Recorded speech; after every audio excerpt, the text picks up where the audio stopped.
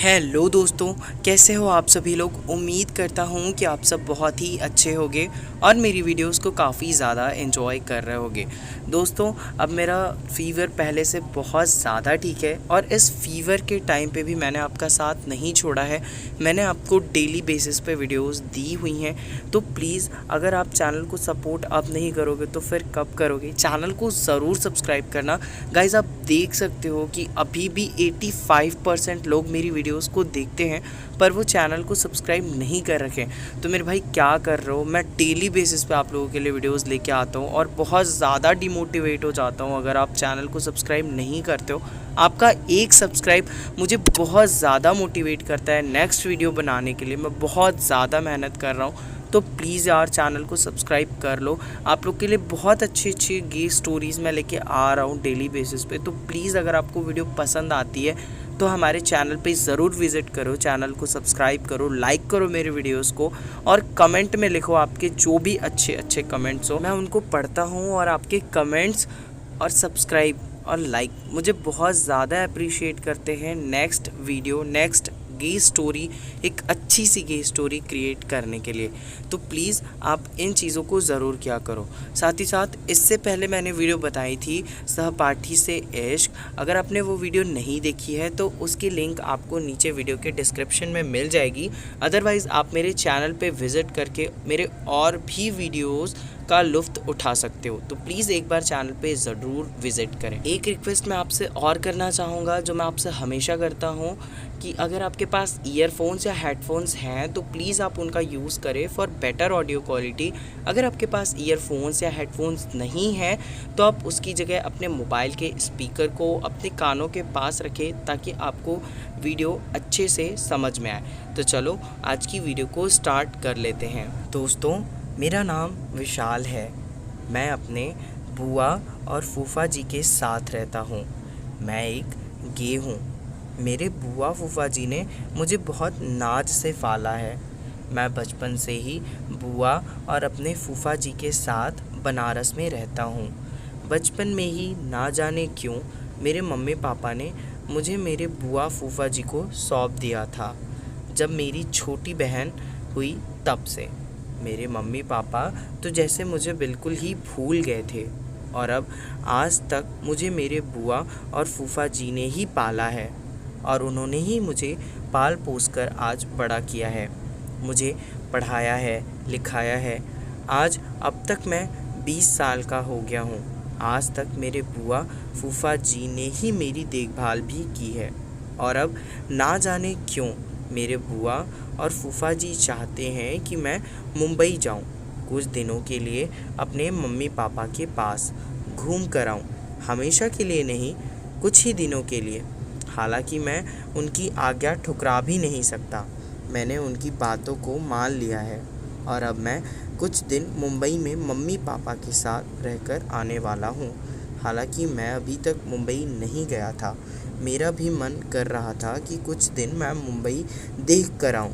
कुछ ही दिनों बाद मैं मुंबई के लिए रवाना हो गया। मैं मुंबई पहुँचा। मेरी छोटी बहन मुझे स्टेशन पर लेने पहुँच गई। वहाँ से हम दोनों साथ घर गए जहाँ मैं मम्मी पापा से मिला। हालांकि मम्मी पापा ने प्यार की कोई कमी नहीं की। उन्होंने मुझे खूब लाड प्यार किया, पर अब मेरे लिए इस लाड प्यार का कोई मतलब नहीं था क्योंकि मेरा दिल बुआ फूफा जी की ही तरफ भागता था क्योंकि उन्होंने मुझे बचपन से ही मेरी देखभाल की थी। मेरे लिए तो वो ही मेरे मम्मी पापा थे। हालांकि मेरे मम्मी पापा के साथ भी मुझे अच्छा लगता था। साथ ही साथ मैं मुंबई भी घूम रहा था। मुंबई एक बहुत ही प्यारा अच्छा शहर है जो कि मुझे बहुत पसंद आ रहा था। दोस्तों, मेरे घर के बगल में ही एक पायलट भैया रहते थे। वो उस एरिया में बहुत फेमस थे क्योंकि वो एक पायलट थे और जब भी हमारी सोसाइटी में, मिडिल क्लास सोसाइटी में कोई ऐसा करता है तो वो बहुत बड़ी बात होती है हमारे लिए, हमारे माता पिता के लिए, हमारी सोसाइटी के लिए। हमारे घर के बगल में ही उनका घर होने के कारण अक्सर मेरी मम्मी पायलट भैया के घर जाकर उनकी मम्मी से बातें किया करती थी घंटों घंटों तक। हालांकि मेरी छोटी बहन से पायलट भैया की बहुत तारीफ़ सुनी थी मैंने। मेरी बहन ने मुझे बताया था कि पायलट भैया बहुत हैंडसम, क्यूट, एकदम बॉडी बिल्डर टाइप है। हालांकि मैं भी 1-2 बार मम्मी के साथ उनके घर गया था, पर अब तक मैं उनसे मिला नहीं था। एक रोज़ मम्मी ने घर पर समोसे बनाए और कहा, बेटा विशाल, ज़रा ये समोसे बगल में दे आ बेटा। मैं तैयार हो गया। मैंने कहा, जी माँ। मैं समोसे लेकर जब पायलट भैया के घर गया, मैंने वहाँ पर जाने के बाद जब पायलट भैया को देखा तो मैं हैरान रह गया। दरअसल वो पायलट ज़्यादा उम्र के नहीं थे। वो मेरे ही जैसे 25-26 साल के जवान युवक थे, जो कि बेहद खूबसूरत थे और बॉडी बिल्डर भी थे। वो मुझे बहुत पसंद आए। मैं तो जैसे उनकी शक्ल ही देखता रह गया। उन्होंने मुझे देखा और पूछा, जी आप कौन? मैंने कहा, मैं पास वाले मुन्ना अंकल के घर से आया हूँ। वो माँ ने आपके लिए समोसे भिजवाए थे, मैं वही लेकर आया हूँ। वो समझ गए कि मैं कौन हूँ और उन्होंने खुशी खुशी समोसे ले लिए और कहा, आंटी को मेरी तरफ से थैंक यू बोल देना, और हाँ, आपको भी थैंक्स, आप ये लेकर आए। मैंने कहा, ठीक है। दोस्तों, मैं एक गे था। मुझे आज तक किसी से प्यार नहीं हुआ था, पर ना जाने क्यों उन पायलट को देखकर मुझे अट्रैक्शन फील हो रही थी। मैं घर पर आने के बाद भी उनके ही बारे में सोच रहा था और मैं उन्हें देखने के लिए कभी टेरेस पर तो कभी बाहर जाकर उन्हें देखने की कोशिश करता रहता। एक दिन मैंने उन्हें टेरेस पर अकेला टहलता हुआ देखा। मैंने उनसे उनका नाम पूछा। मैंने कहा, आपकी तो अभी ज़्यादा एज नहीं, आप पायलट कैसे बने? मैंने सवाल घुमाकर उनसे उनका नाम पूछा। उन्होंने कहा, मैंने बचपन से ही काफ़ी मेहनत की है पढ़ाई में, और आज मैं जो भी हूँ वो अपने पढ़ाई पर ही हूँ। उन्होंने बताया उनका नाम आदित्य है। मैंने कहा, आपसे मिलकर मुझे बहुत अच्छा लगा, क्या आप मेरे दोस्त बनोगे? उन्हें मैं अभी नहीं बताना चाहता था कि मुझे उनसे प्यार हो गया है। ये ज़रूरी तो नहीं कि उन्हें भी मुझसे प्यार हो गया हो। अब जब भी मैं कभी घर में बोर होता, मेरा मन नहीं लगता, तब मैं उनके घर उनके पास चला जाता और उनके काम में उनकी हाथ बटा देता था और उनसे बात कर लेता था। उन्हें भी मेरे साथ अच्छा लगता था और मुझे भी। एक रोज़ मैं आदित्य के घर गया। मैंने देखा आदित्य काफ़ी खुश थे। मैंने पूछा, आप आज इतने खुश क्यों हो? उन्होंने कहा कि उनकी सैलरी पैकेज बढ़ गई है और इसलिए आज वो बहुत खुश हैं। उनकी सैलरी पैकेज बढ़ के 1.5 लाख हो गई थी, पर वो थोड़े उदास दिख रहे थे। मैंने पूछा, आप उदास क्यों हो? आपके चेहरे का रंग इतनी खुशी में भी क्यों उड़ा हुआ है? उन्होंने कहा, मुझे अब कुछ महीनों के लिए जाना होगा। मेरी ड्यूटी स्टार्ट होने वाली है और मुझे अभी पूरा सामान मेरा पैक करना है।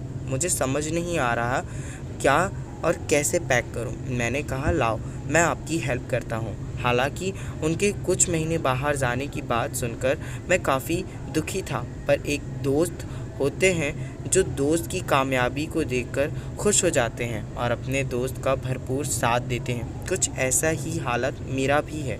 मैं दुखी तो था, पर मैं ये नहीं चाहता था कि मेरी वजह से वो अपनी 1.5 लाख पैकेज की सैलरी वाला जॉब खोएं। मैं उन्हें चाहता तो मना करना, पर मैं ऐसा नहीं कर सकता था क्योंकि वो आदित्य बहुत खुश थे। कुछ दिन बाद आदित्य चले गए अपनी ड्यूटी पूरी करने। 3 महीने तक मैंने उनका इंतज़ार किया, ये सोचकर कि उनके वापस आते ही मैं उन्हें अपने दिल की सारी बात बता दूंगा। और फाइनली 3 महीने बाद आदित्य अपनी इजिप्ट की यात्रा पूरी कर, अपनी ड्यूटी पूरी कर वापस आए तो वो अपने परिवार और मेरे परिवार, दोनों ही परिवार वालों के लिए खूब सारा तोहफ़ा ले आए और वो उस दिन बहुत खुश भी दिख रहे थे। उन्होंने मेरे लिए एक नया स्मार्टफ़ोन ख़रीदा था। मुझे देने के लिए उन्होंने मुझे अपने घर बुलाया। मैं उनके कमरे में गया। वहाँ उन्होंने मुझे स्मार्टफ़ोन देते हुए कहा, ये गिफ्ट तुम्हारे लिए, आज से तुम मेरे सच्चे दोस्त हो। मुझे ये समय अच्छा लगा अपने दिल की बात आदित्य को बताने के लिए। मैंने उन्हें अपने दिल की बात बता दिया। मैंने कहा कि मैं उन्हें प्यार करने लगा हूँ, मैं उन्हें बहुत पसंद करता हूँ। मैं दिन रात बस उन्हीं के बारे में सोचता हूँ। उनके बिना मेरा रहना बहुत मुश्किल है। एक पल जैसे अंगारों की तरह चुभता है। मैंने कहा, अगर हम दोनों एक साथ रहेंगे तो हम दोनों ही बहुत खुश रहेंगे।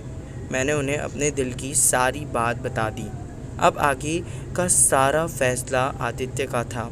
अब उनकी मर्ज़ी थी। उन्होंने मेरी बात सुनी। जब उन्होंने मुझसे सुना तो उन्होंने मुझसे कहा, क्या तुम एक गे हो? मैंने कहा, हाँ मैं एक गे हूँ। उन्होंने कहा, मैं एक गे नहीं हूँ, मुझे सिर्फ तुमसे दोस्ती करनी थी, तुमसे प्यार नहीं। ये कहकर वो चले गए। मैं काफ़ी परेशान हुआ, मैं बहुत दुखी हुआ। पहली बार मुझे किसी से प्यार हुआ था और उन्होंने मेरे प्रपोज़ल को बहुत ही डिसरिस्पेक्टफुली अनएक्सेप्ट कर दिया था। उनके मना करने के बाद मैंने डिसाइड किया मैं वापस बनारस अपने बुआ फूफा जी के पास वापस चला जाऊंगा।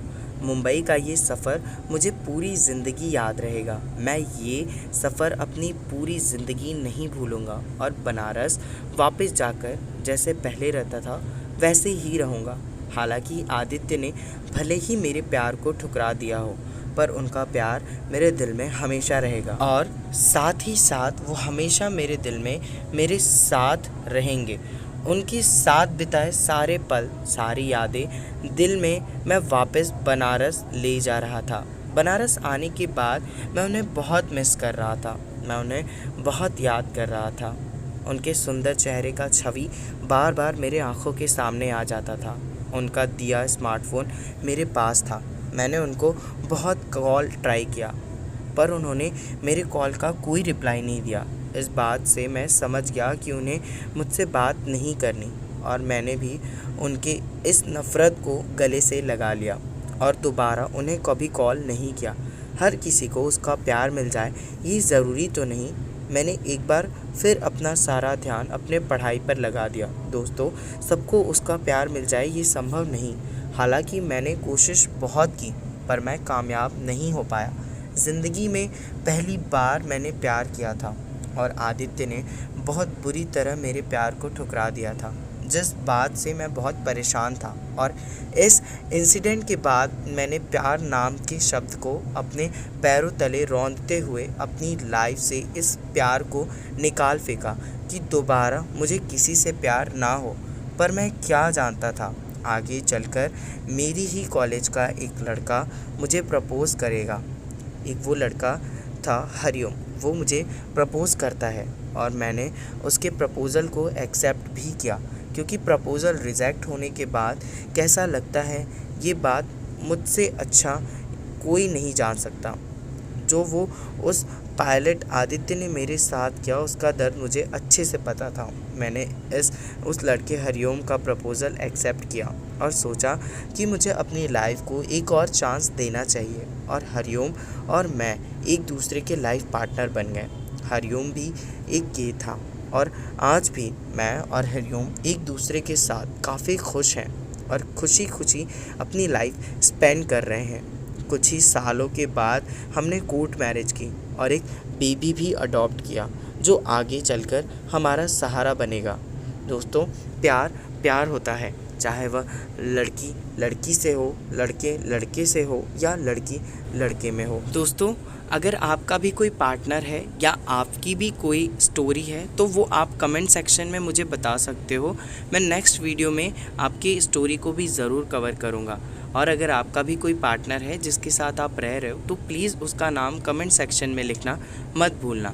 साथ ही साथ अगर आपको वीडियो पसंद आई हो तो प्लीज़ हमारे वीडियो को लाइक ज़रूर करना और चैनल को सब्सक्राइब तो ज़रूर ही करना, क्योंकि ऐसी ही अमेजिंग गे स्टोरी वीडियोस हम आपको डेली देते रहते हैं। तो प्लीज़ चैनल को सब्सक्राइब ज़रूर करना, मुझे आपकी सपोर्ट की बहुत ज़्यादा ज़रूरत है। साथ ही साथ वीडियो को लाइक ज़रूर करना।